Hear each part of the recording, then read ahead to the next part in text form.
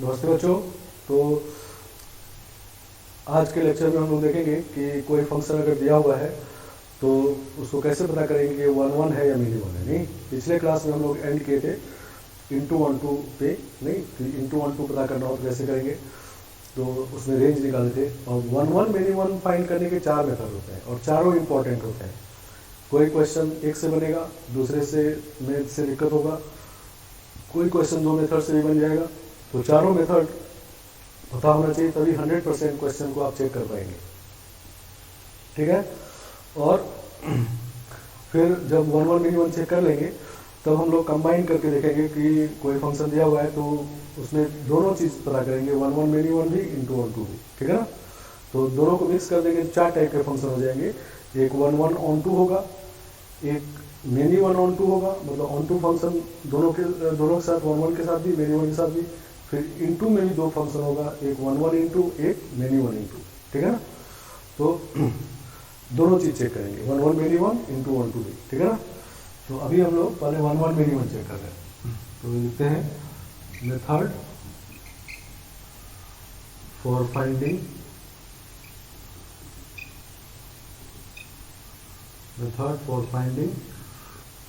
a function fx is either 1 1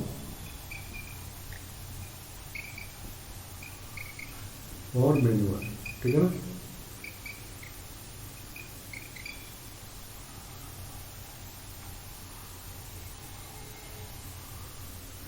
और many 1। ठीक है ना। तो वन वन मिनी वन कैसे पता करेंगे। ठीक है ना। तो फर्स्ट मेथड, 4 मेथड में से फर्स्ट मेथड ले रहे हैं। तो फर्स्ट मेथड होता है कि पहले हम लोग सॉल्व करेंगे, solve fx1 equal to fx2। मतलब x का 2 वैल्यू ले लीजिए, x1 और x2, और उसको fx में रख के इक्वेट कर दीजिए। ठीक है ना। fx1 equal to fx2। ठीक है ना। और सॉल्व करने के बाद देखिए, if there exist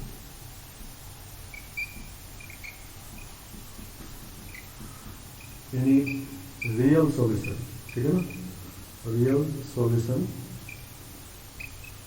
if there exist any real solution other than x1 equal to x2।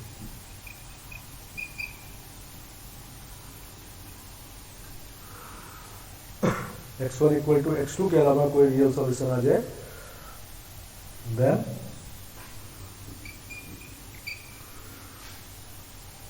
fx is minimum. ठीक है ना।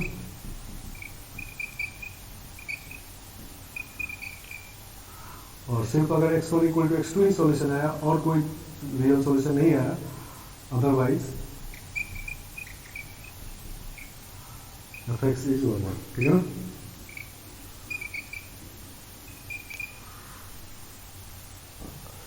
और सिर्फ x1 equal to x2 solution आया और कोई सॉल्यूशन नहीं है तो इसका मतलब फंक्शन 1 1 है। ठीक है ना। समझ गया। तो जब हम लोग इस इक्वेशन को सॉल्व करते हैं, नहीं, fx1 equal to fx2 solve करते हैं, तो एक सॉल्यूशन ये तो हमेशा आता है, 1 1 में भी और मिनी वन में भी x1 इक्वल टू x2 हमेशा होगा। ठीक है ना। लेकिन उसके अलावा अगर सॉल्यूशन कोई रियल वाला आ जाए तब फंक्शन को मिनी वन कहेंगे, और अगर सिर्फ यही सॉल्यूशन आके रह गया, बाकी रियल सॉल्यूशन नहीं आया, तो फंक्शन को 1 1 कहेंगे। ठीक है ना। समझ गया। जैसे क्वेश्चन fx है इस तरह से, x plus 1 upon x square plus x plus 1 2। ठीक है ना। और इसको चेक करना है कि ये 1 1 है और मिनी वन है। ठीक है ना। इज 1 1 और मिनी वन। ठीक है ना।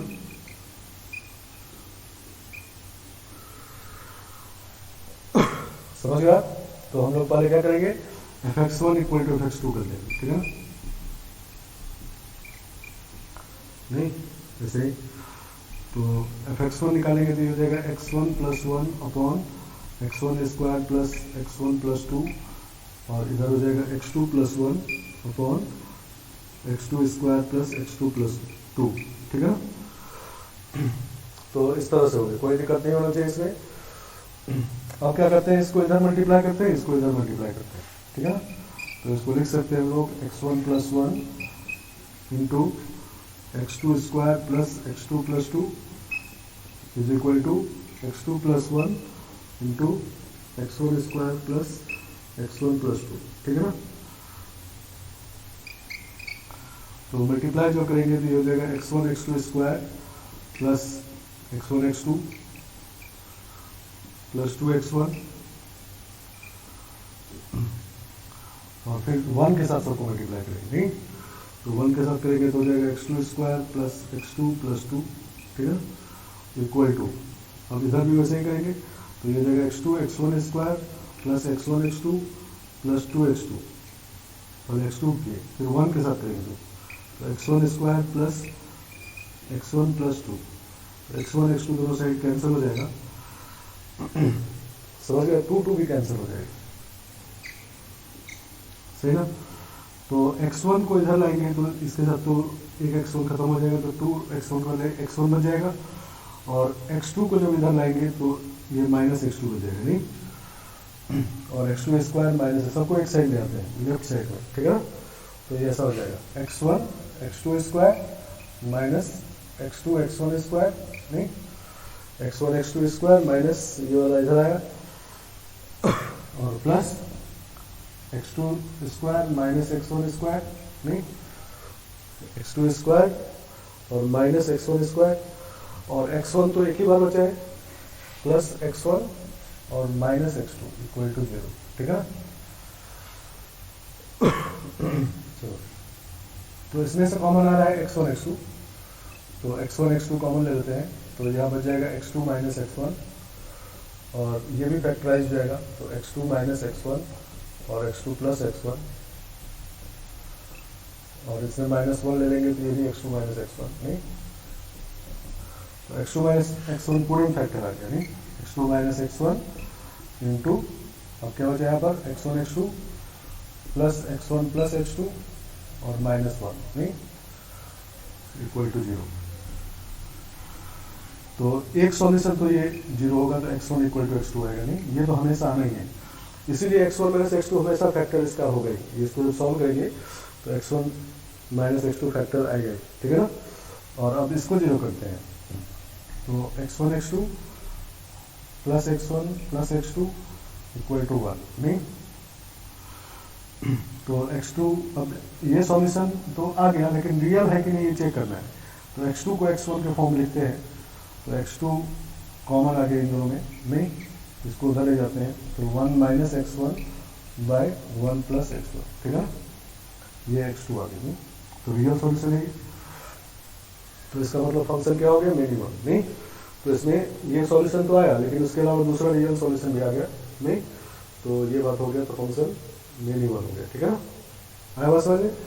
तो ये सॉल्यूशन आने का क्या मतलब है, देखो इसको, तो मान लो हम x1 का वैल्यू रखते हैं 1, x1 को 1 पुट कर दिए तो x2 0 आ जाएगा, नहीं, तो इसका मतलब क्या हुआ कि x1 का वैल्यू जब 1 पुट करेंगे तो ये फंक्शन का वैल्यू देखेंगे तो 1 पुट करेंगे इसमें तो 2/4 आ जाएगा, नहीं, 2/4 तो 1/2 आ जाएगा और जब 0 पुट करेंगे तब भी 1/2 आ जाएगा, नहीं, तो इसका मतलब 2x के लिए सेम एफ आ गया, नहीं, x1 और x2 पर fx का वैल्यू सेम आ गया, नहीं, सही ना, कहाँ पर 1 और 0 पर दोनों पे वैल्यू सेम आ गया, ठीक है,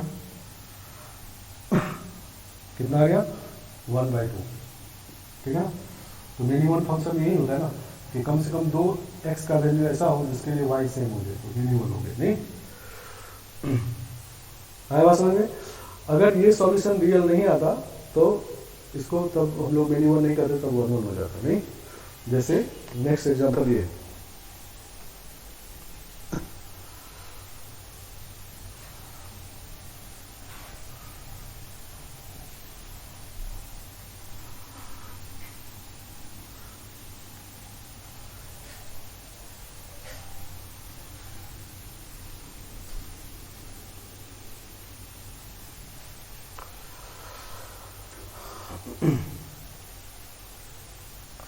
सेकेंड क्वेश्चन ये है एफ एक्स इक्वल टू मान लो x क्यूब है, ठीक है ना, और इसको चेक करना है।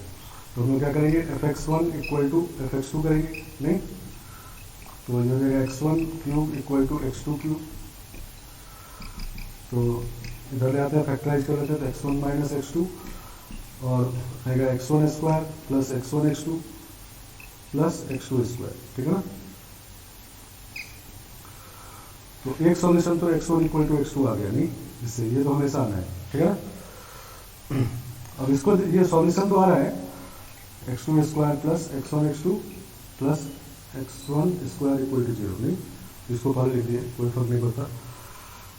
अब देखना है कि रियल सॉल्यूशन ये है कि नहीं, तो x2 का वैल्यू निकालते हैं क्वाड्रेटिक इक्वेशन से, तो ये होगा minus x1 plus minus under root of x1 square minus 4x1 square by 2, ठीक है ना। तो ये अंडर रूट के अंदर माइनस निगेटिव आ जाएगा, नहीं माइनस 3, तो नॉन रियल सॉल्यूशन हो गया, नहीं तो नॉन रियल आ गया। तो इसका मतलब कोई रियल सॉल्यूशन नहीं आया, नहीं तो सिर्फ यही एक सॉल्यूशन बन के रह गया, तो क्या कहेंगे 1 1 फंक्शन, ठीक है ना। तो इसका मतलब fx इज 1 1, ठीक है ना।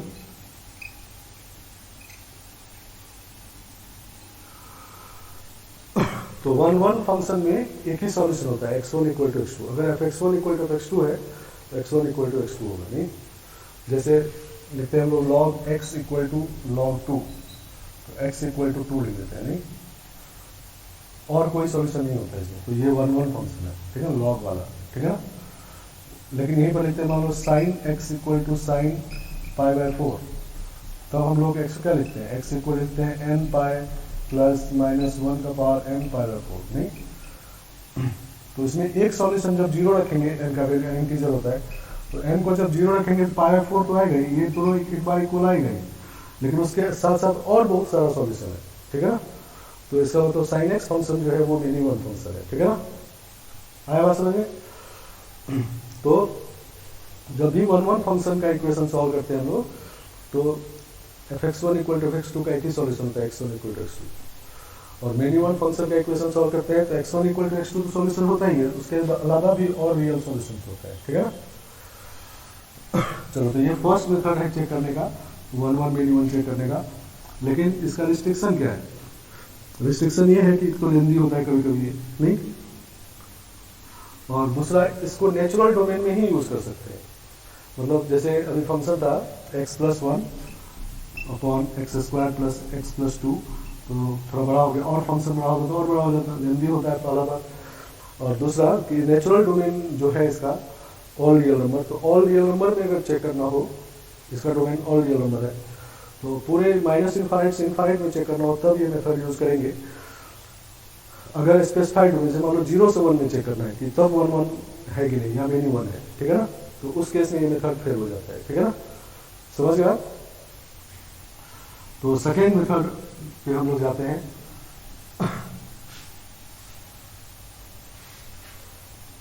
सेकेंड मेथड है बाय ग्राफ।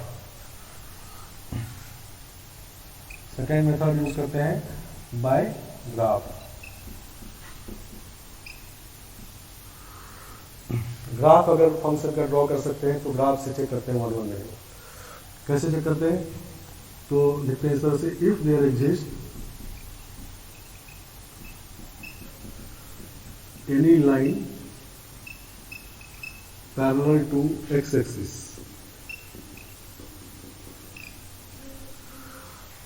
x axis के पैरेलल लाइन कोई अगर एग्जिस्ट करता है, which can cut the curve, cut the graph of y equal to fx at more than 1 point,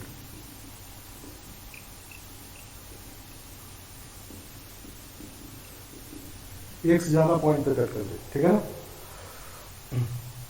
then function is minimum, ठीक है ना, then fx is minimum function, ठीक है ना।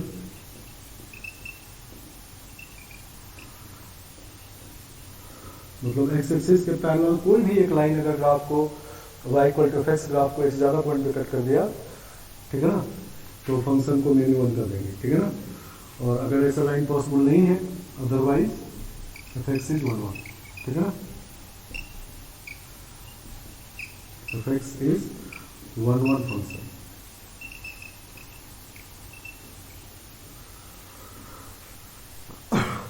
अदरवाइज fx 1 1 फंक्शन है, ठीक है ना। तो इसमें क्या है कि ग्राफ पर आना चाहिए और तब स्पेसिफाइड डोमेन हो चाहे नेचुरल डोमेन हो, सब में चेक कर सकते हैं। जैसे क्वेश्चन लिख रहे हैं fx equal to x square, ठीक है ना। तो fx equal to x square का ग्राफ ऐसा होता है, सही ना, पैराबोला होता है, ठीक है ना, ड्रॉ कर सकते हैं। तो एक्स एक्सिस के पैरेलल लाइन ड्रॉ करेंगे तो देखो 2 पॉइंट पे कट कर दिया, नहीं सही ना। तो इसका मतलब फंक्शन मिनिमम हो गया, नहीं। तो इसका मतलब क्या है 2 पॉइंट पे कट करने का कि x1 और x2 पर y सेम आ गया, नहीं सही ना, fx1 इक्वल टू fx2 आ गया, सही ना। तो यही वाला बात हो गया, ठीक है ना, 2x के लिए सेम y आ गया। अगर 2 बार कट किया, अगर 3 बार करता तो 3x के लिए सेम y आता तो मिनिमम हो जाता, नहीं सही ना। अब ये नेचुरल डोमेन में अभी है, नहीं मतलब जितना इसका डोमेन है पूरे में ड्रॉ किए, नहीं। अब इसी को मान लो क्वेश्चन ऐसा होता f 0 से पाई से r fx equal to cos x, इसको चेक करना है, ठीक है ना, 1 1 मिनिमम। तो इसमें अब डोमेन स्पेसिफाइड है 0 से पाई, तो 0 से पाई में cos s ग्राफ बनाएंगे। तो cos s ग्राफ 0 से पाई में इस तरह से होता है, पाई पे -1 होता है, नहीं पाई ये -1 है और ये पाई बाई 2 पे 0 होता है, 0 पे 1 होता है, नहीं। तो इस तरह का ग्राफ है। अब अगर एक्स एक्सिस के पैरेलल लाइन ड्रॉ करेंगे तो एक ही पॉइंट पे ज़्यादा कट करेगा, एक से ज़्यादा पॉइंट पे कट नहीं करेगा, नहीं सही ना। तो 1 1 फंक्शन है वो, ठीक है ना। एक से ज़्यादा पॉइंट पे कट कर दिया तो मिनिमम, और अगर एक ही पॉइंट ज़्यादा कट किया तो 1 1, ठीक है ना, समझ गया। हाँ, यहीं पर अगर मान लो 0 से 2 पाई बना दिए होते तब ये लौट के फिर ऐसे आता, नहीं फिर ये कट कर देता, नहीं समझ गया, तो फिर मिनिमम हो जाता, ठीक है ना। तो ये मेथड जो है ये आप नेचुरल डोमेन, स्पेसिफाइड डोमेन सभी यूज कर सकते हैं। इसका रिस्ट्रिक्शन है कि ग्राफ सबका नहीं आता हम लोगों को, ठीक है ना। तो जब ग्राफ जिसका जानते हैं उसको चेक करना हो तो उसको इस मेथड से चेक कर लेंगे, ठीक है ना। और चेक ध्यान से करेंगे, मतलब क्या है, देखो ऐसा नहीं कि एक ही लाइन ड्रॉ कर देंगे और कह देंगे, जैसे मान लो इसी क्वेश्चन हम लाइन यहाँ ड्रॉ कर देते और कहते नहीं 1 1 हो गया ही, ठीक है ना। ऐसा नहीं है, लाइन बहुत सारा ड्रॉ करना है, कोई भी एक लाइन कट करना चाहिए, ठीक है ना। कोई भी एक लाइन अगर एक से ज़्यादा पॉइंट पे कट कर दिया तो मिनिमम हो गया, और अगर ऐसा कोई लाइन पॉसिबल ही नहीं है तब 1 1 हो गया, ठीक है ना, समझ गए आप।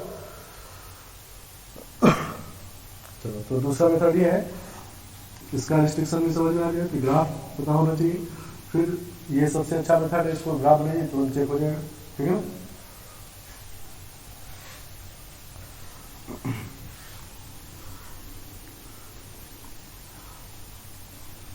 तीसरा मेथड जो होता है बाय ऑब्जर्वेशन, मतलब हिट एंड ट्रायल, ठीक है ना। तीसरा मेथड होता है बाय ऑब्जर्वेशन।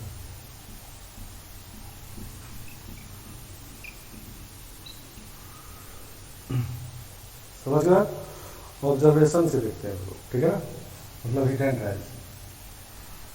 तो ऑब्जर्वेशन से क्या क्या देखते हैं, देखो, तो even functions are minimum function,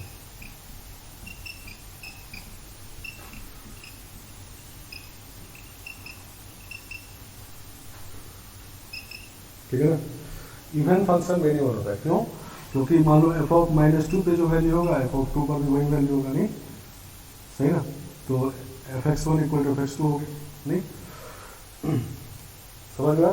तो x1 इक्वल टू x2 के अलावा और भी रियल समझो, तो दोनों इक्वल देखो नहीं है, ठीक है ना। तो मिनिमम -2 और 2, -2 और 2 पे fx सेम आ गया, ठीक है ना, तो मिनिमम हो गया, क्लियर। इसी तरह से पीरियोडिक फंक्शंस आर मिनिमम।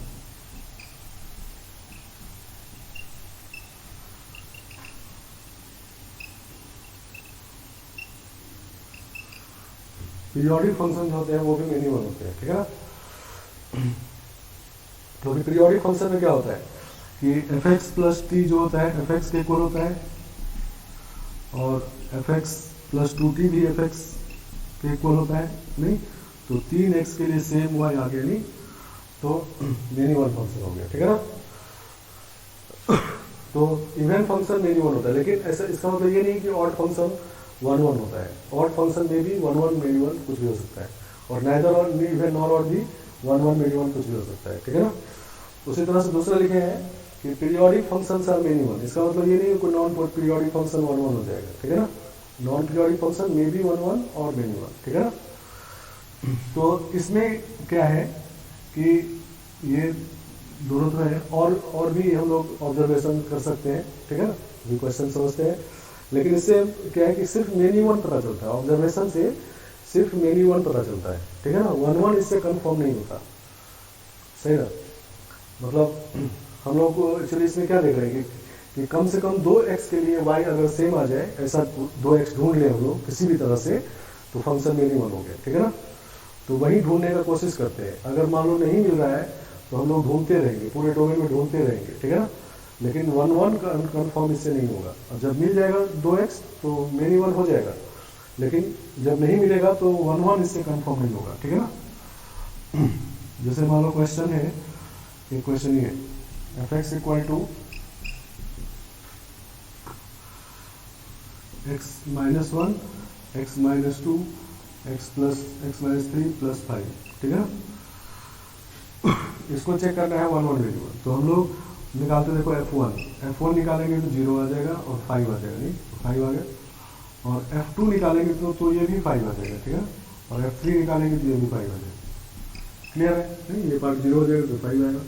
तो इसका मतलब क्या हुआ, 3x के लिए y सेम हो गया, नहीं 1 2 3 के लिए आपका y तीनों सेम हो गया 5, ठीक है ना। तो इसका मतलब फंक्शन में नहीं बनोगे, नहीं सही ना। तो 3x हिट एंड ट्रायल से ढूंढिए ऑब्जर्वेशन से, ठीक है ना। इसी तरह से मान लो क्वेश्चन ये है F x equal to x upon x square plus 1, तो ये इवन फंक्शन है, नहीं इवन फंक्शन है, ठीक है। तो क्या एफ ऑफ माइनस एक्स निकाल यही आ जाएगा। तो इवन फंक्शन है तो इसका मतलब मिनिमम, ठीक है ना। तो इसका मतलब मिनिमम होगी।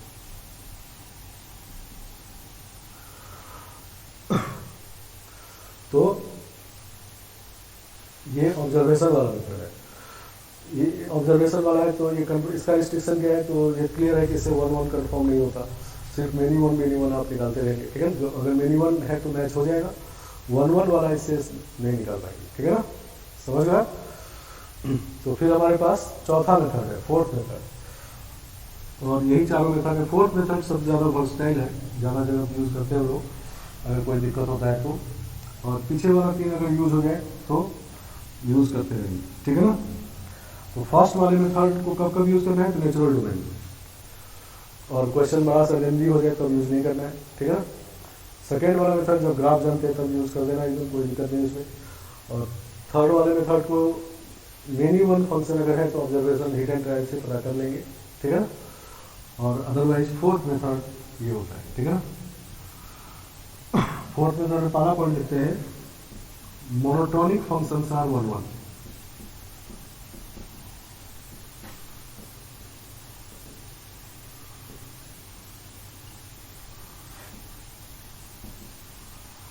Monotonic functions are 1 1। Monotonic function जो होता है 1 1 होता है। मतलब मोनोटोनिक मतलब जो जिसका एक ही टाइप, मोनो मतलब सिंगल, टोन मतलब बिहेवियर, जिस फंक्शन में से एक ही टाइप का बिहेवियर हो, मतलब इंक्रीज करे तो हमेशा इंक्रीज करे, ठीक है ना, इस तरह से इंक्रीज करता जाए, तो इसको 1 1 फंक्शन होता है। क्योंकि अब एक्स एक्सिस के पैरेलल लाइन ड्रॉ करेंगे तो एक ज़्यादा पॉइंट पर कट नहीं करेगा, या डिक्रीजिंग हो, हमेशा डिक्रीज करे, नहीं एक ही तरह का बिहेवियर, या तो हमेशा इंक्रीज करता रहे या हमेशा डिक्रीज करता रहे। ये दोनों फंक्शन 1 1 होते हैं, ठीक है ना, समझ गया। मोनोटोन का मतलब समझिए, मोनो मतलब सिंगल, टोन मतलब बिहेवियर। तो सिंगल बिहेवियर वाले फंक्शन 1 1 होते हैं। मतलब जो फंक्शन हमेशा इंक्रीज करता रहे वो 1 1 होगा, जो हमेशा डिक्रीज भी करता रहे वो 1 1 होगा, ठीक है ना। और सेकेंड पॉइंट लिख रहे हैं नॉन मोनोटोनिक।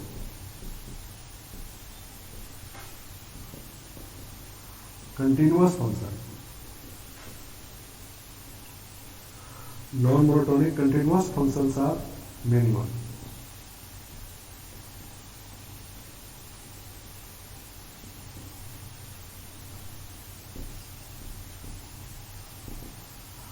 ठीक है ना। नॉन मोनोटोनिक मतलब इसका एक तरह का बिहेवियर नहीं हो, कभी इंक्रीज भी करे, कभी डिक्रीज भी कर जाए, कभी कांस्टेंट भी रह जाए, तो बिहेवियर जिसका चेंज होता रहे, वो फंक्शन अगर कंटिन्यूअस है नहीं तो तब वो मिनिमम होगा। ठीक है ना। नॉन मोनोटोनिक में कंटिन्यूअस फंक्शन अगर है तो मिनिमम होगा। कंटिन्यूअस मतलब लगातार नहीं, अभी इतना ही समझना है कंटिन्यूअस मतलब। नेक्स्ट चैप्टर में हम लोग कंटिन्यूटी पूरा देखेंगे। ठीक है ना। तो जैसे ये इंक्रीज भी कर रहा है और डिक्रीज भी कर रहा है और कंटिन्यूअस है, लगातार है नहीं, तो ऐसा फंक्शन जो होता है वो मिनिमम होता है नहीं। सही है, 2 पॉइंट पर कट कर दिया तो मिनिमम हो गए। ठीक है ना। और तीसरा नॉन मोनोटोनिक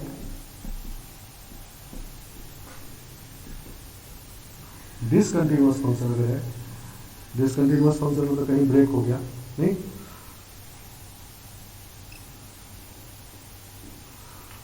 मे बी 1 1 और नहीं 1।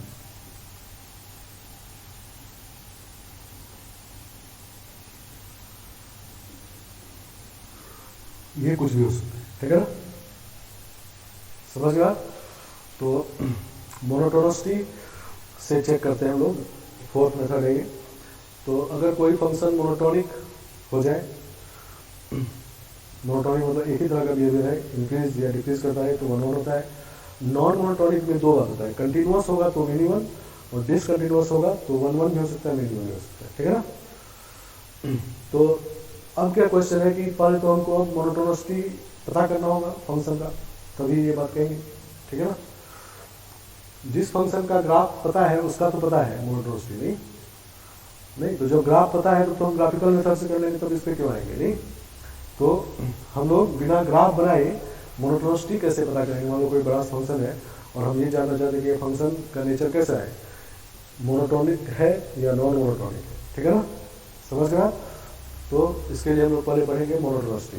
ठीक है ना, और फिर इसको यूज करेंगे।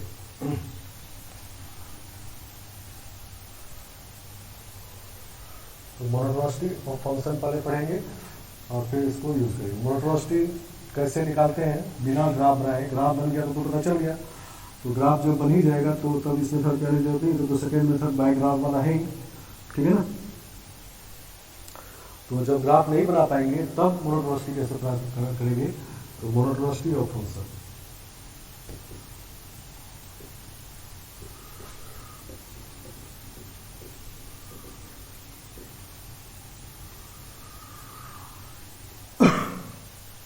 समझ गया।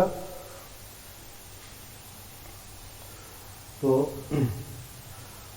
फंक्शन का मोनोटोनिसिटी कैसे पता करते हैं। देखो ये टॉपिक जो है मोनोटोनिसिटी, ये बहुत इंपॉर्टेंट टॉपिक है। अभी हम लोग इसका यूज़ करेंगे, कर रहे हैं 1 1 मिनिमम पता करने के लिए, लेकिन इसके बाद हमेशा ये यूज़ होता रहेगा। ठीक है ना। लिमिट वाले चैप्टर में भी या मतलब एप्लीकेशन ऑफ डेरिवेटिव या उसके आगे। ठीक है ना। तो बहुत इंपॉर्टेंट टॉपिक है ये। ठीक है ना। तो पहले इसको डिफाइन करते हैं, देखो इस तरह से, ये function f x defined in double a b is said to be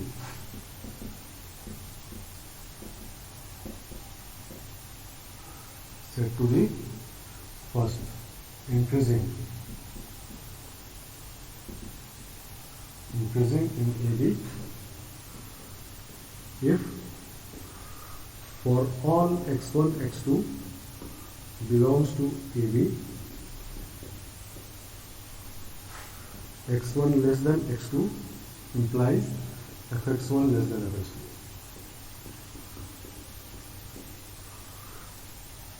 सही ना। मतलब किसी फंक्शन fx को a से b क्लोज इंटरवल में इंक्रीजिंग कब कहते हैं, तो इंक्रीजिंग कब कहते हैं जब a से b के हर एक x1 x2, मतलब इसमें कोई भी 2 x1 x2 ले लीजिए, तो छोटे वाले x1 पे छोटा fx मिलेगा और बड़े वाले x पे बड़ा fx मिलेगा, ठीक है ना। ऐसा अगर पूरा इंटरवल में ऐसा हो रहा है तो फंक्शन को इंक्रीजिंग करते हैं, ठीक है ना। मतलब ये भी कह सकते हो कि f लगाने से इनफिनिटी में कोई चेंज नहीं हुआ, नहीं, ये लेस देन है तो f लग गया इसमें, नहीं f लग गया तो इनफिनिटी वैसे ही रह गया, तो इसका मतलब फंक्शन इंक्रीजिंग है, ठीक है ना। और डिक्रीजिंग फंक्शन कब कहते हैं, डिक्रीजिंग इन ए बी कब कहते हैं, if for all x1 x2 belongs to a b x1 less than x2 implies fx1 greater than fx2, ठीक है।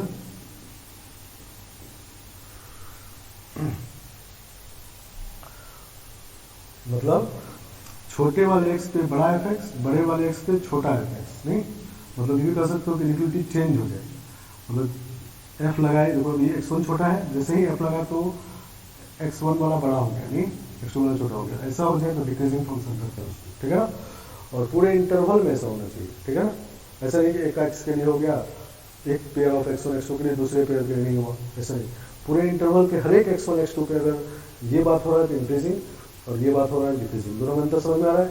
इसमें क्या हो रहा है, छोटे x पे छोटा fx, बड़े x पे बड़ा fx, इसमें क्या उल्टा हो रहा है, छोटे x पे बड़ा fx, बड़े x पे छोटा fx, ठीक है ना। और तीसरा होता है non decreasing, non decreasing in a b if for all x1 x2 belongs to AB, if for all x1 x2 belongs to AB, x1 less than x2 implies fx1 less than equal to fx2, ठीक है ना।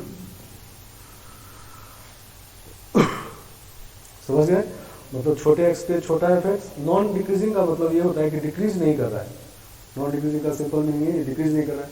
तो decrease नहीं कर रहा है मतलब क्या क्या कर सकता है, इंक्रीज कर सकता है या कांस्टेंट रह सकता है, नहीं तो या तो इंक्रीजिंग वाला बात होगा या इक्वल मतलब कांस्टेंट रह गया होगा, दोनों पे सेम वैल्यू आ गई, ठीक है ना।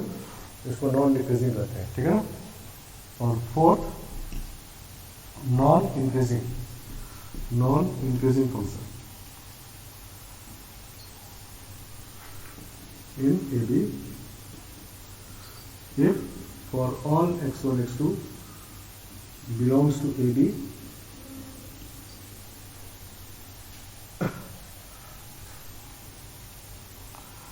x1 less than x2 implies, ये नॉन इंक्रीजिंग का मतलब इंक्रीज नहीं कर रहा है, या तो डिक्रीज करेगा या कांस्टेंट रहेगा।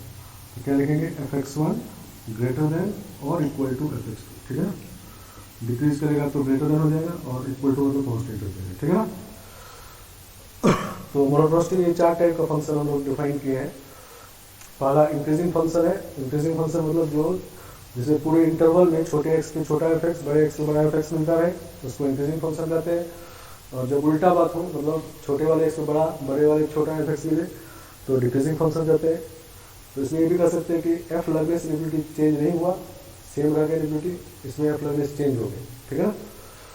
नॉन डिक्रीजिंग का मतलब होता है डिक्रीज नहीं करेगा, इंक्रीज करेगा या कांस्टेंट होगा, मतलब इस तरह का बात होगा या इक्वल वाला बात होगा। नॉन इंक्रीजिंग मतलब इंक्रीज नहीं कर रहा है, तो या तो डिक्रीज करने वाला बात होगा या इक्वल होगा, ठीक है ना, समझ गया।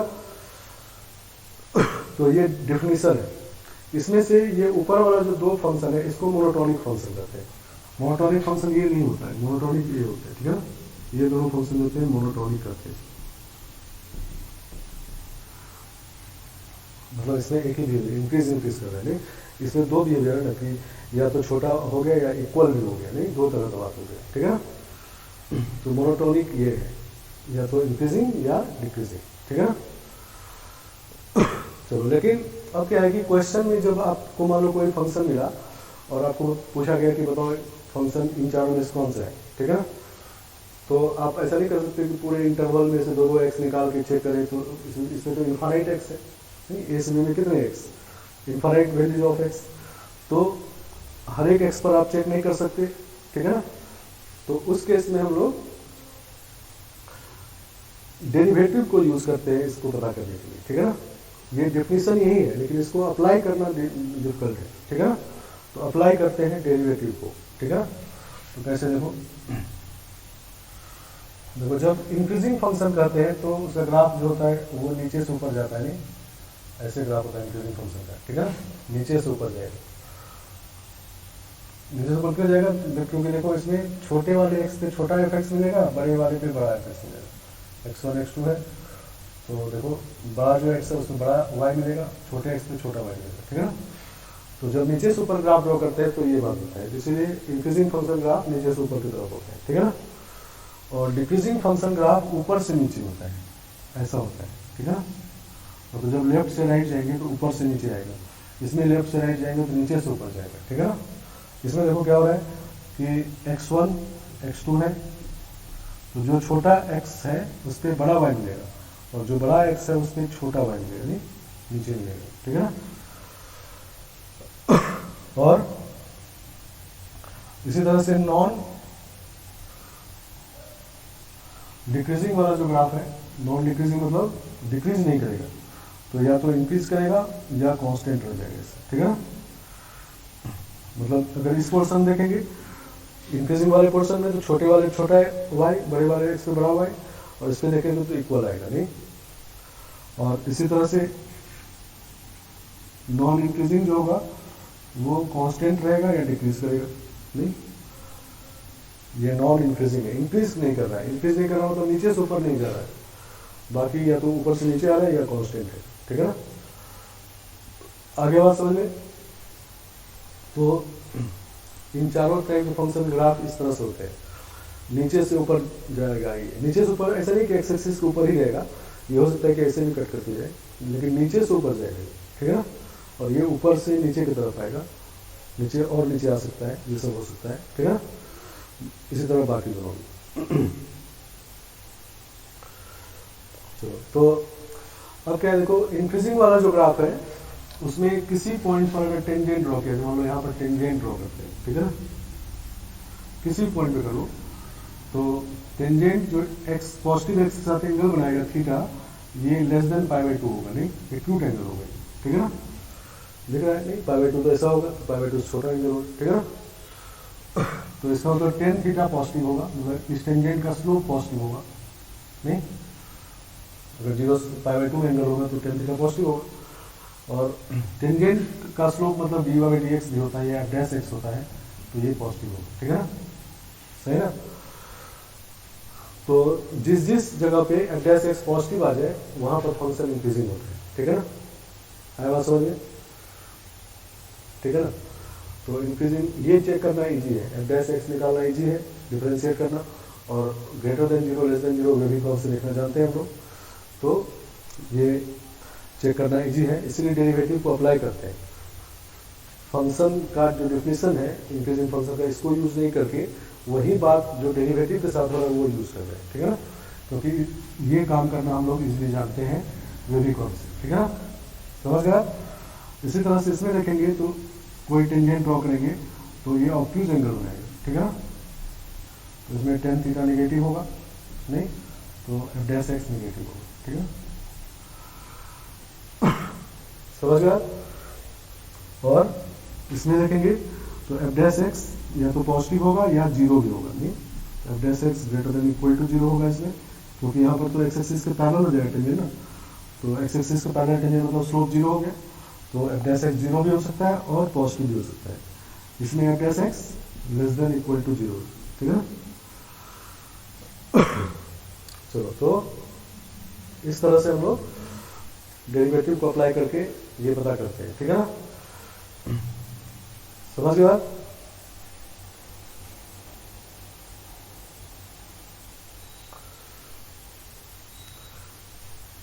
चलो, तो लेकिन इसमें क्या है कि कुछ पॉइंट्स हैं, ठीक है ना। ये जो 0 वाला बात है f' greater than equal to 0, यहाँ लेस देन इक्वल टू 0, ये कभी कभी f' greater than equal to 0 होता है तो हम लोग इंक्रीजिंग भी करते हैं, ठीक है ना, और कभी कभी नॉन डिक्रीजिंग करते हैं, ठीक है ना। इसी तरह f' अगर लेस देन इक्वल टू 0 होगा तो कभी कभी डिक्रीजिंग कहेंगे और कभी कभी नॉन इंक्रीजिंग भी कहेंगे, ठीक है ना। कब ऐसा कहेंगे ये देखो, तो देखो ये यहाँ पर जो एफ डैश एक्स जीरो वाला बात है वो यहाँ से लेके यहाँ तक के हर एक पॉइंट पर एफ डैश एक्स जीरो है। नहीं, अगर इस पॉइंट पे टेंजेंट ड्रॉ करेंगे तो यही आएगा, इस वाले पे ड्रॉ करेंगे तो यही आएगा, इस वाले पे ड्रॉ करेंगे तो यही आएगा। नहीं, तो ये मान लो अगर एल से एम तक देखें तो एल से एम के हर एक पॉइंट पर एफ डैश एक्स जीरो है। नहीं, मतलब ये कहें कि F dash x zero interval में है, ठीक है ना। तो जब F dash x zero interval में हो जाए तब हम लोग एफ डैश एक्स जीरो को इसमें रखते हैं, ठीक है ना। अगर ग्रेटर देन के साथ है इसमें, लेस देन के साथ है इसमें, इंटरवल में हो तब। इंटरवल का मतलब infinite number of point which are consecutive. नहीं, अगर एल से एम तक जाएंगे तो इनफाइनाइट पॉइंट मिलेगा और वो सभी लगातार है। नहीं, तो ऐसे जगह पे अगर एफ डैश एक्स जीरो हो रहा है तो उस एफ डैश एक्स जीरो को या तो नॉन डिक्रीजिंग में या नॉन इंक्रीजिंग में रखते हैं। लेकिन कभी कभी क्या होता है कि एफ डैश एक्स जीरो हुआ किसी पॉइंट पर एक्स इक्वल टू मान लो के पर जीरो हुआ और उसके थोड़ा सा भी आगे पीछे गए तो पॉजिटिव हो गया। नहीं, मतलब इंटरवल में एफ डैश एक्स जीरो नहीं हुआ, सिर्फ एक पॉइंट पे जीरो हुआ। तो वैसे एफ डैश एक्स जीरो को यहाँ पर और यहाँ पर रखते हैं, ठीक है ना। मतलब पॉजिटिव के साथ जीरो है तो यहाँ पर, निगेटिव के साथ जीरो है तो यहाँ पर, ठीक है ना, समझ गया। तो जीरो चारों जगह होता है जिसमें इन दोनों जगह का जीरो जो होता है वो इंटरवल में होता है, ठीक है ना। इंटरवल का मतलब infinite number of point which are consecutive. और अगर ऐसा जगह पे जीरो नहीं हो रहा हो तब उस जीरो को इन दोनों में रखते हैं, ठीक है ना। तो इसको देखो लिख लेते हैं यहाँ पर, इसको हटाते हैं हम।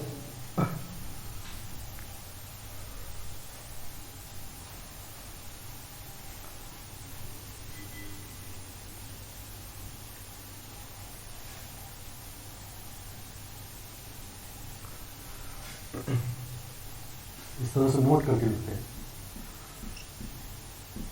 First, if f dash x is greater than equal to zero for all x belongs to a से बी, ठीक है ना।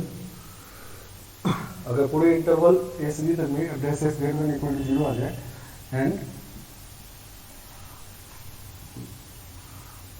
Point x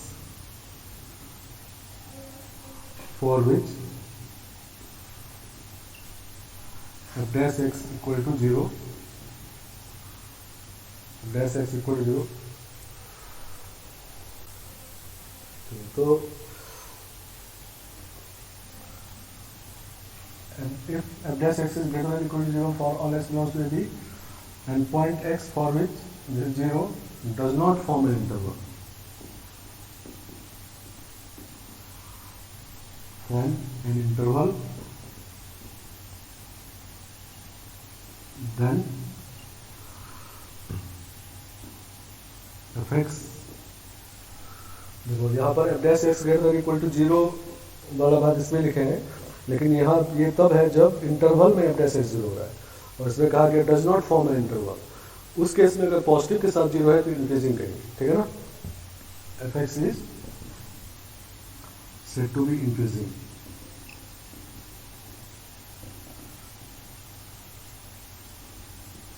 increasing in a b, सही ना। पूरे इसमें इंक्रीजिंग करेंगे, ठीक है ना। तो एफ डैश एक्स पॉजिटिव तो इंक्रीजिंग होता ही है, कभी कभी इक्वल टू भी जीरो हो जाता है इंक्रीजिंग में। कब? जब जीरो पॉइंट पर हो, ठीक है ना, इंटरवल फॉर्म नहीं करे। जीरो वाला जो एक्स है, एक्स का वैल्यू जिसके लिए एफ डैश एक्स जीरो हो रहा है, वो इंटरवल फॉर्म नहीं करे। इंटरवल फॉर्म करने का मतलब इंटरवल में इनफाइनाइट पॉइंट होते हैं और वो सारे कॉन्सिक्यूटिव होते हैं। अगर वैसे जगह पे एफ डैश एक्स जीरो नहीं हो तब हम लोग इंक्रीजिंग में रखेंगे। और इसी तरह से अगर लेस देन वाला बात हो, for all x belongs to a b and point x for which f dash x equal to zero does not form interval, form an interval, then fx is said to be decreasing, ठीक है। fx is said to be decreasing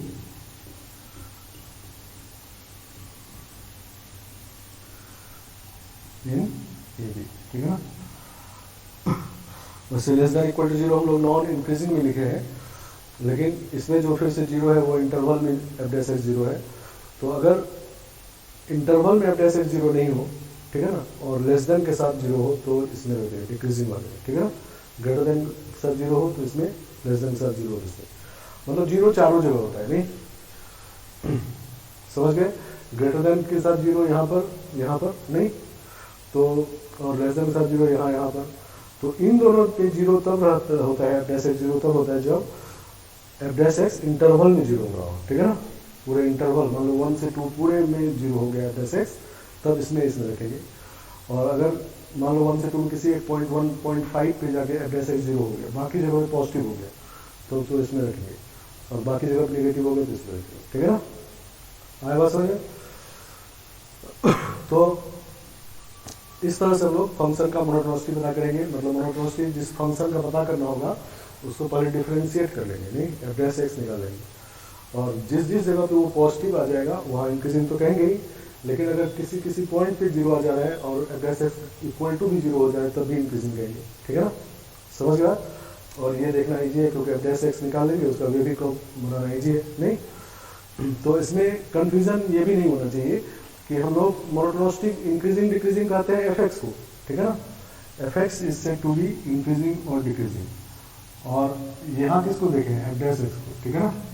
तो sign देखते हैं F dash x का और monotonicity कहते हैं F x का, नहीं समझ गया। मान लो हमको एफ डैश एक्स का मोनोटोनिसिटी अगर बताना है तो साइन किसका देखेंगे, एफ डबल डैश एक्स का, ठीक है ना। तो जिस फंक्शन का मोनोटोनिसिटी देखना होता है उसके डेरिवेटिव का साइन देख लेते हैं, ठीक है ना। तो इनको कुछ एग्जांपल से पहले समझते हैं।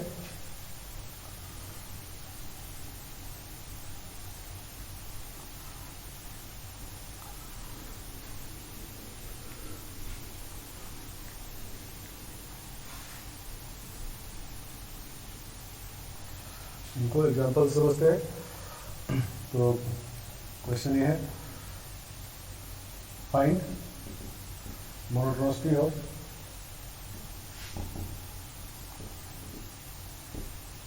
City of first question f x equal to x cube इसे, ठीक है ना। F x equal to x cube, तो इसका मोनोटोनिसिटी बताना है।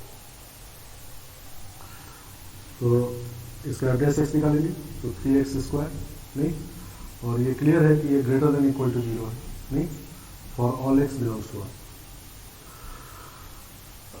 तो ग्रेटर देन के साथ जीरो दो जगह पर हैं लोग, इंक्रीजिंग में भी और नॉन डिक्रीजिंग में भी, नहीं। तो अब आपको ये पता करना है कि ये जीरो कैसा वाला जीरो है, ठीक है ना।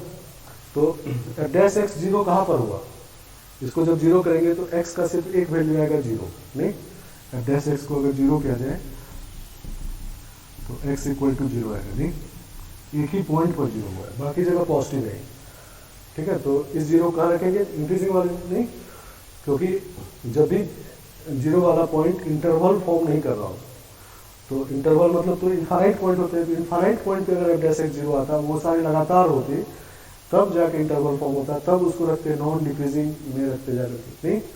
लेकिन अभी जो एक ही पॉइंट पे जीरो हुआ है बाकी पे पॉजिटिव है तो इंक्रीजिंग में रखेंगे, ठीक है ना। तो this does not form interval,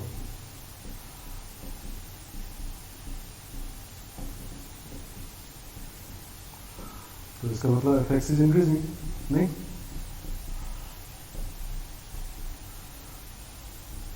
increasing function है, और इंक्रीजिंग फंक्शन है तो मोनोटोनिक है, नहीं। इंक्रीजिंग और डिक्रीजिंग दोनों को मोनोटोनिक कहते हैं, और मोनोटोनिक है तो 1 1 है, नहीं। तो एफ एक्स इज 1 1, ठीक है ना। हम लोग 1 1 मिनिमम चेक करने के लिए इसको पढ़े थे, तो 1 1 मिनिमम भी देखते चलते हैं, नहीं। तो मोनोटोनिक हो गया तो 1 1, क्योंकि मोनोटोनिक फंक्शन था 1 1, ठीक है ना। तो इसका जब ग्राफ बनाएंगे तो ये हमेशा नीचे से ऊपर की तरफ जाता जाएगा ऐसे, नहीं, ठीक है ना। इंक्रीजिंग फंक्शन है, ठीक है ना। दूसरा example, f x equal to x plus sine x, x plus sine x.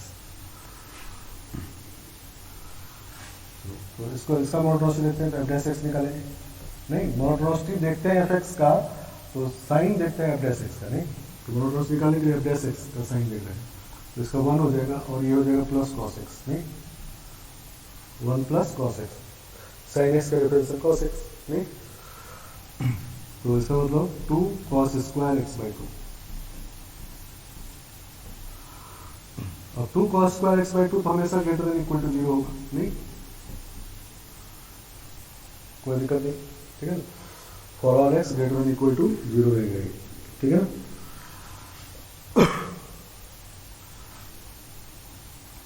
अब देखना ये है कि 0 कहाँ पर हुआ, नहीं 0 ग्रेटर देन इक्वल टू 0 मतलब इंक्रीजिंग में भी जा सकता है और नॉन डिक्रीजिंग में भी जा सकता है। तो जब इसको 0 करेंगे, एफ डैश एक्स को 0 करेंगे तो आएगा cos x by 2 equal to 0, नहीं और इसका मतलब x by 2 equal to 2n plus 1 pi by 2, odd pi by 2 पे कॉस 0 होता है तो x का वैल्यू ऑड पाई आ गया, नहीं इंटीजर होता है, नहीं तो जब x का वैल्यू 0 n का वैल्यू 0 रखेंगे तो पाई आएगा, फिर 3 पाई आएगा, फिर 5 पाई आएगा, नहीं तो ये पॉइंट आएगा, नहीं पॉइंट तो इनफाइनाइट आएगा लेकिन वो सब लगातार नहीं है, पाई पे 0 हुआ एक बार, पाई पे ये 0 होगा, नहीं उसके बाद फिर पॉजिटिव हो जाएगा, फिर अगली बार 3 पाई पे 0 होगा लेकिन जैसे ही उससे आगे बढ़ेंगे फिर पॉजिटिव हो जाएगा, नहीं तो इंटरवल में 0 नहीं हुआ ये। इंटरवल मतलब जब मान लो पाई से 3 पाई के सारे पॉइंट पर 0 आ जाता तब कहते हैं इंटरवल में 0 हो, नहीं यहाँ पर 0 कहाँ हो रहा है, सिर्फ पाई पे 0 हो रहा है और उसके बाद फिर पॉजिटिव हो जा रहा है, फिर 3 पाई पे 0 हो रहा है, इस तरह से हो रहा है तो डज नॉट फॉर्म इंटरवल। और भी बहुत सारे एक्स आएंगे तो इसका मतलब ग्रेटर देन इक्वल टू 0 मतलब फंक्शन इंक्रीजिंग हो गया, ठीक है ना, तो एफ एक्स इज इंक्रीजिंग, ठीक है, इंक्रीजिंग किसको कहें, एफ एक्स को, और साइन देखें एफ डैश एक्स का, नहीं और इंक्रीजिंग हो गया तो मोनोटोनिक हो गया तो 1 1 हो गया, नहीं एफ एक्स इज 1 1। तो 1 1 मीनिंग 1 देखने के लिए ये मेथड सबसे ज़्यादा वर्सटाइल होता है क्योंकि एफ डैश एक्स निकालना इजी है, उसका साइन देखना वे भी हम लोग पढ़ चुके हैं तो साइन देख लेते हैं और मोनोटोनिक आ गया तो 1 1 हो गया, नहीं हमेशा इंक्रीज करने वाला तो वो भी 1 1, हमेशा डिक्रीज करने वाला तो वो भी 1 1, ठीक है ना। नॉन मोनोटोनिक में कंटिन्यूअस फंक्शन 1 1 होता है, नहीं 1 होता है, डिसकंटिन्यूअस कुछ भी हो सकता है, नहीं तो एक और एग्जाम्पल देखो,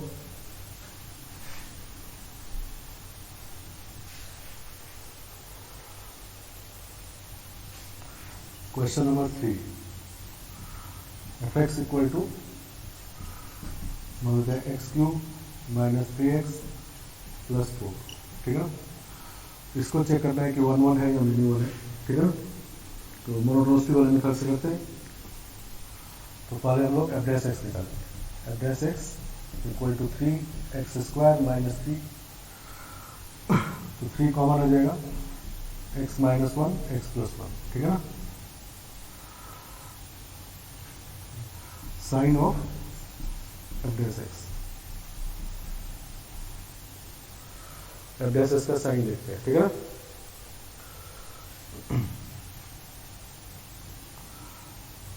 तो साइन देख रहे हैं मोनोटोनिसिटी के लिए, एफ डैश का साइन देखेंगे तो जब पॉजिटिव आएगा नेगेटिव आएगा पॉजिटिव आएगा, तो जहाँ पर एफ डैश एक्स पॉजिटिव है वहाँ फंक्शन एफ एक्स इंक्रीजिंग होगा, जहाँ नेगेटिव वहाँ डिक्रीजिंग होगा, तो क्या कहेंगे F x is increasing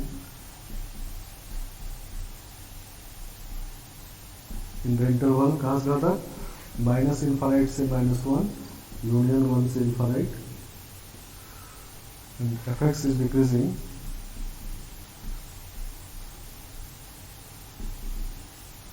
in the interval -1 से 1, ठीक है,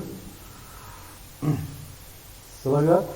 ये -1 और 1 क्लोज कर लिए हैं दोनों जगह पे क्योंकि -1 या 1 पे एफ डैश एक्स 0 होगा लेकिन सिर्फ 1 पे 0 होगा, इंटरवल फॉर्म नहीं करेगा, तो इसलिए इंक्रीजिंग में रख दिए और यहाँ भी डिक्रीजिंग में रख दिए, ठीक है ना, सही ना।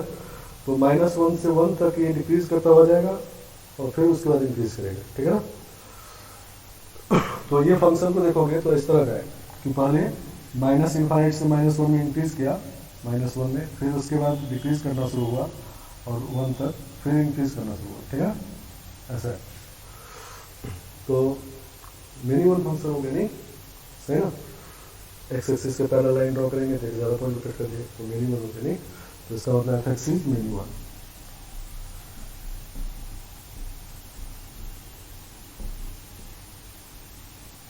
आ गया समझ में? अब इसी में क्वेश्चन मान लो हमारा ये हो जाता, क्वेश्चन 4 लिख लेते हैं।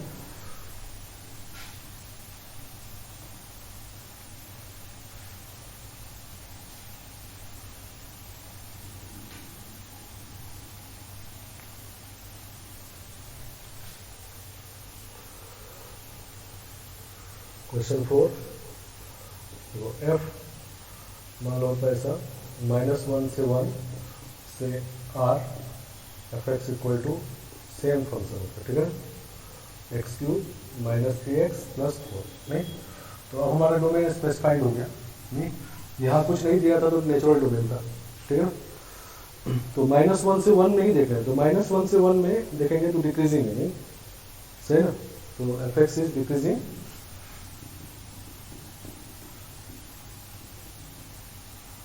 डिक्रीजिंग इन द इंटरवल -1 से 1, नहीं, और डिक्रीजिंग है तो मोनोटोनिक है, तो इसका मतलब 1 है, नहीं, एफ एक्स इज मोनोटोनिक, इसका मतलब एफ एक्स इज 1, ठीक है ना।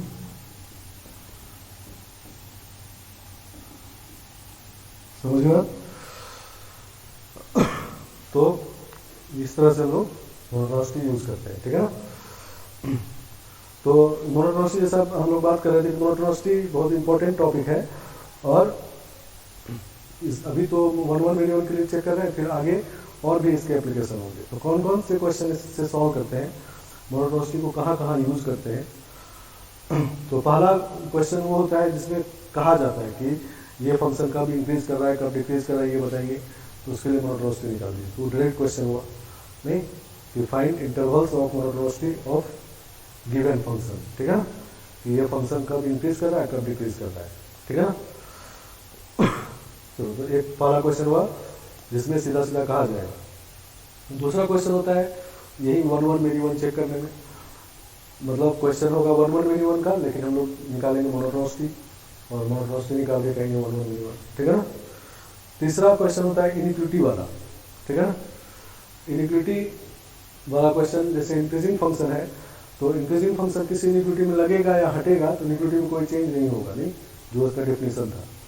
और डिक्रीजिंग फंक्शन अगर किसी इनिक्विटी में लगेगा या हटेगा तो रिवर्स हो जाएगा, ठीक है ना, समझ गया। तो इनिक्विटी में अगर कोई फंक्शन को लगाना हो या हटाना हो, इनिक्विटी में लगा हुआ हटाना हो, तो उसके लिए पहले मोनोटोनिसिटी पता कर लेंगे कि इंक्रीजिंग है या डिक्रीजिंग है, और उसके हिसाब से काम करेंगे। इंक्रीजिंग वाले में इनिक्विटी में कोई चेंज नहीं होगा लगने या हटने से, डिक्रीजिंग वाला फंक्शन रहेगा तो रिवर्स हो जाएगा, ठीक है ना। तो तीसरा ये होता है।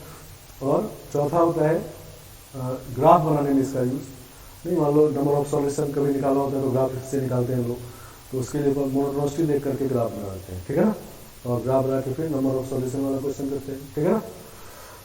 4 एप्लीकेशन समझ में आया।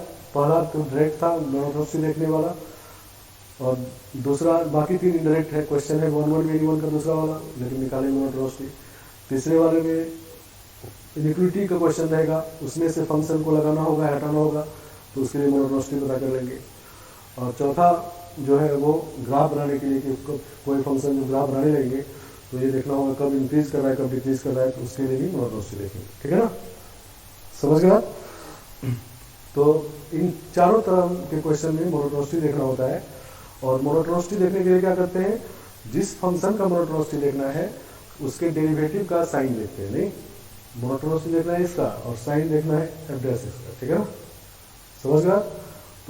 तो अगर एफ डैश एक्स पॉजिटिव है तो एफ एक्स इंक्रीजिंग है, ठीक है ना, पॉजिटिव है एफ डैश एक्स, लेकिन इंक्रीजिंग कौन है, एफ एक्स। इसी तरह से मान लो F double dash X positive है, तो F double dash X positive है तो इसका मतलब कौन इंक्रीजिंग है, तो जिसका ये डेरिवेटिव है वो इंक्रीजिंग है। तो ये किसका डेरिवेटिव है, एफ डैश एक्स का, तो इसका मतलब एफ डैश एक्स इंक्रीजिंग है, ठीक है ना, F dash x is increasing, ठीक है ना। तो जिस फंक्शन का डेरिवेटिव पॉजिटिव हो वो फंक्शन इंक्रीजिंग होता है, ठीक है ना। और डेरिवेटिव अगर निगेटिव हो तो जिस फंक्शन का डेरिवेटिव निगेटिव है वो फंक्शन डिक्रीजिंग है, ठीक है ना। आया बात समझ में। तो इस तरह से हम लोग मोनोटोनिसिटी यूज करेंगे। तो नेक्स्ट क्लासेस में अभी मोनोटोनिसिटी चलता रहेगा, ठीक है ना। ये चैप्टर एक्चुअली एओडी में है, एप्लीकेशन ऑफ डेरिवेटिव में, जो तीसरा चैप्टर हमारा है। लेकिन इसका एप्लीकेशन अभी शुरू हो जाता है, जिसको पूरा टॉपिक पढ़ेंगे हम लोग, मतलब चारों तरह क्वेश्चन करेंगे, ठीक है ना। 1-1 मिनी 1 वाले किए, फिर मोनोटोनिसिटी देखने वाला, और इनिक्विटी वाला, फिर ग्राफ वाला, ठीक है ना। ये सब क्वेश्चन हम लोग करेंगे और फिर हम लोग आगे बढ़ेंगे, ठीक है ना। तो नेक्स्ट वीडियो में अभी मोनोटोनिसिटी कंटिन्यू रहेगा।